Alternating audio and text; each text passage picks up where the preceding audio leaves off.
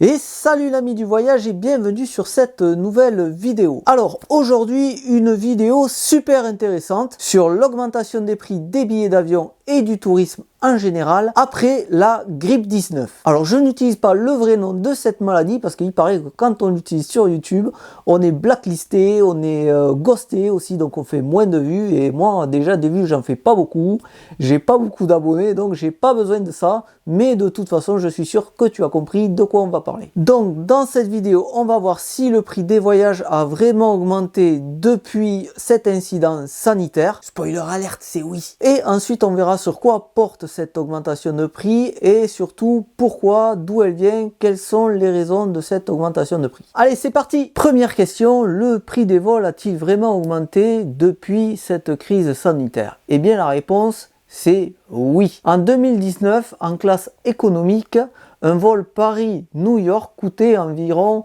entre 250 et 500 euros et même en période creuse ça pouvait descendre à 250 euros.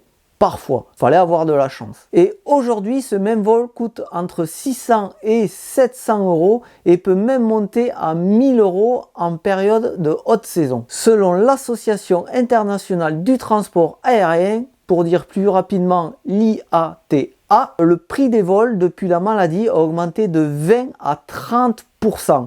Et c'est essentiellement les longs courriers qui sont le plus touchés par cette hausse. Alors pourquoi en 2019 et même avant ça, les vols étaient moins chers? Eh bien c'est surtout parce que la concurrence était féroce. Voilà, les compagnies se battaient vraiment entre elles.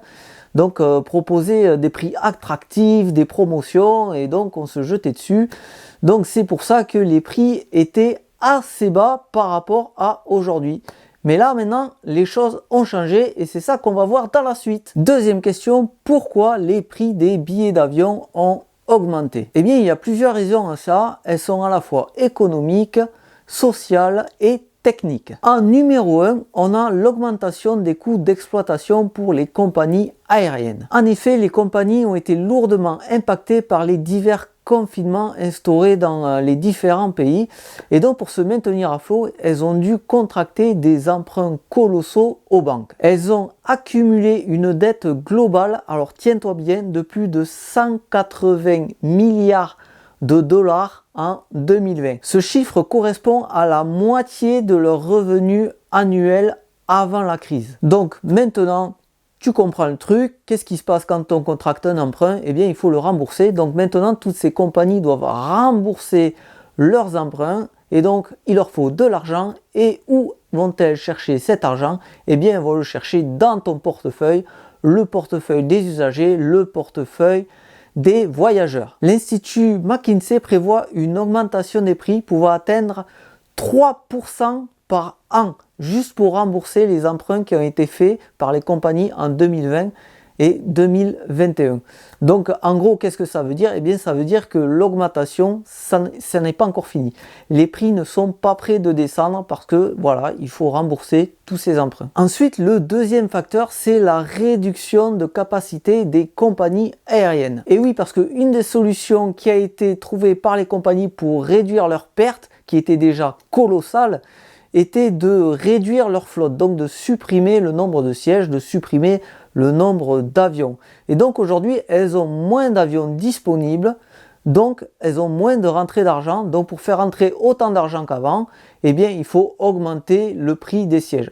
Forcément, moins de sièges, il faut que le prix augmente pour qu'elles rentrent dans leurs frais. Qui plus est, le problème vient aussi de nous, les voyageurs. Et oui, parce que nous, après la crise, eh bien, on voulait toujours voyager. Voilà, on aime ça, tout le monde aime voyager. Hein. Donc, on voulait continuer à voyager. Et donc, le problème, c'est que la demande est supérieure à l'offre. Donc, les compagnies ne se gênent pas pour augmenter les prix parce que de toute façon, elles savent qu'il y a des usagers qui achèteront même au prix fort. Et ça, bah, c'est vrai. Voilà, on va pas se mentir. Si par exemple tu as pour projet de partir en Argentine, eh bien si le billet est par exemple, je sais pas, à 1200 euros au lieu d'être à 800 euros normalement, eh bien qu'est-ce que tu vas faire?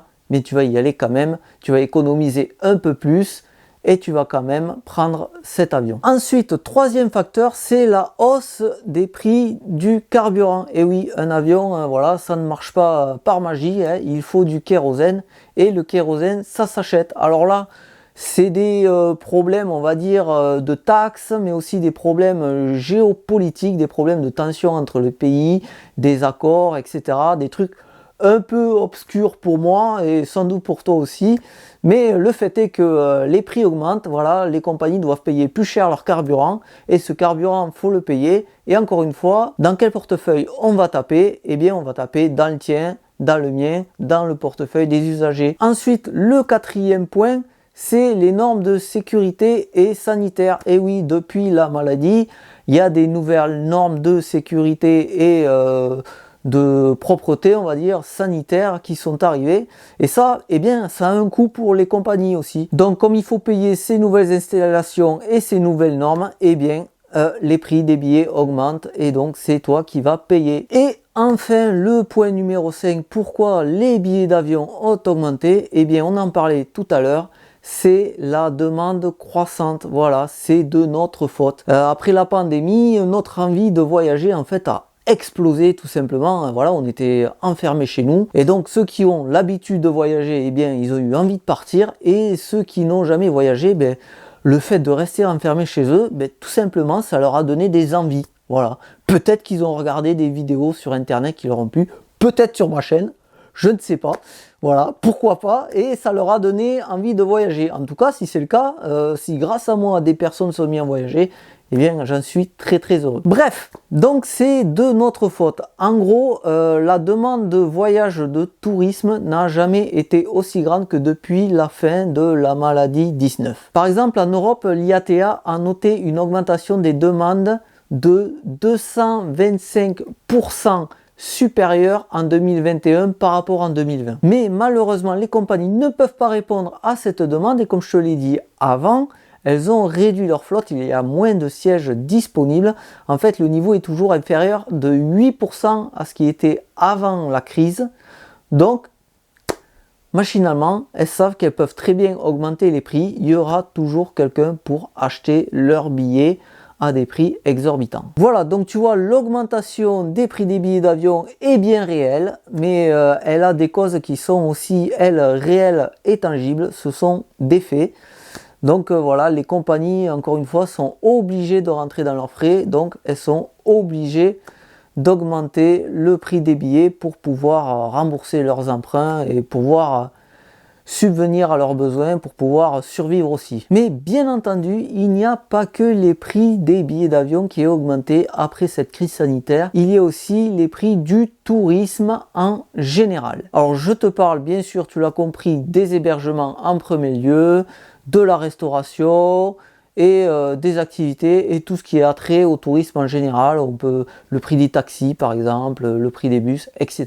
Alors des exemples concrets, eh bien proche de nous à Paris par exemple, en 2019, avant les petits problèmes que nous avons connus, une nuit d'hôtel à Paris en centre-ville, c'était environ 120 euros. Aujourd'hui, c'est entre 150 et 170 euros. Ça fait une augmentation environ de 25 à 30%, ce qui est quand même énorme. Autre exemple, aux Maldives, une destination populaire chez les touristes. En 2019, la plongée, ça coûtait entre 100 et 150 dollars US. Aujourd'hui, eh bien, c'est entre 150 et 200 dollars US. Soit une augmentation de 25 à 35%, ce qui n'est pas rien, encore une fois. Un autre exemple, si tu n'es pas encore convaincu, eh bien, par exemple, en 2019, un voyage en Thaïlande, une semaine, ça coûtait environ 1500 euros. Aujourd'hui, ça coûte entre 2000 et 2300 euros. Voilà, c'est énorme. Donc tu vois, tout a augmenté, hein, et puis ce sont des belles augmentations, c'est pas juste des toutes petites hausses.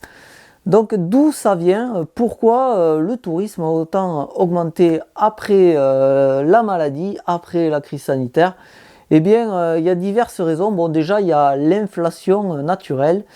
Mais il y a aussi par exemple des coûts de rénovation, pardon. Il faut rentrer dans les frais, par exemple les hôtels qui sont restés fermés quelques mois, eh bien il faut qu'ils recouvrent des dettes aussi. C'est comme pour les compagnies aériennes, hein. Certains ont dû emprunter pour pouvoir rester à flot et donc maintenant il faut rembourser. Il y a aussi des nouvelles normes en vigueur qu'il faut financer. Il y a aussi la pénibilité à recruter dans le secteur touristique.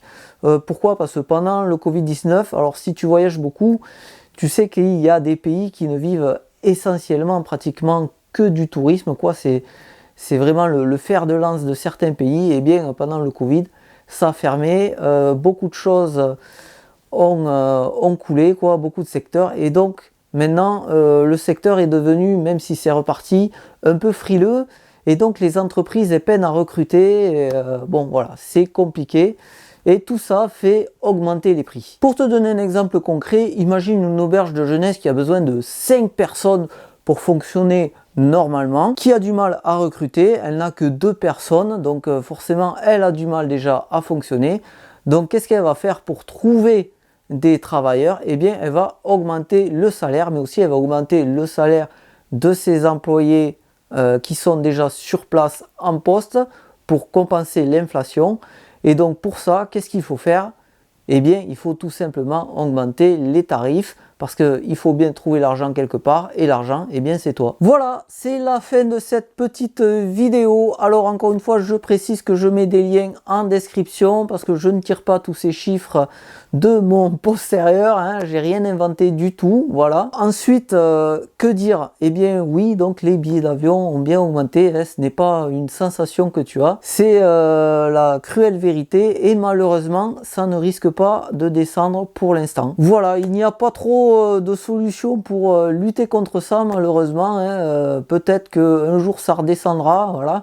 Quand toutes les compagnies auront payé, remboursé leurs emprunts, et encore c'est pas sûr parce que là elles auront compris que l'usager est prêt à payer le prix fort pour prendre l'avion, donc ça m'étonnerait qu'elles baissent leur prix. Voilà. Donc alors la seule solution qu'il y a, je te conseille une petite vidéo que j'ai faite qui va apparaître tout à l'heure dans le générique là. C'est sur comment trouver des billets d'avion moins chers. Voilà, je donne plein d'astuces. Une vidéo réelle, hein, je le fais devant toi avec ma souris et tout. Et je te garantis que ça marche pour de vrai. Alors tu vas pas faire des économies de 1000 € non plus, hein, faut pas t'imaginer.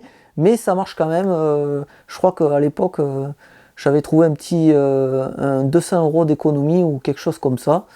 Même si c'est 30 €, c'est déjà ça, quoi. Voilà. Bref, allez, il est temps pour moi de te laisser. Et en attendant la prochaine vidéo, je te dis à bientôt ici ou ailleurs dans le monde. Et en attendant, explore, découvre, voyage. À plus!